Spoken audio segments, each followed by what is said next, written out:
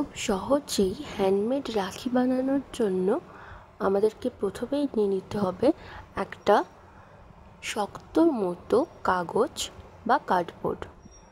তার সাহায্যে আমরা সহজেই বিভিন্ন ধরনের হ্যান্ডমেড রাখি বানিয়ে নিতে পারি। যে ধরনের রাখি বানানো এই ভিডিওটাতে শেখানো হচ্ছে, একইভাবে তোমরা বিভিন্ন কালারের রাখি বানাতে পারো। এটা সবার থেকে একদম আলাদা হবে। একেবারেই কম সময়ের মধ্যে এই রাখিগুলো বানিয়ে নিতে পারবে, আর সরঞ্জাম লাগবে একেবারেই অল্প, যেগুলো সবারই ঘরে মোটামুটি থাকে।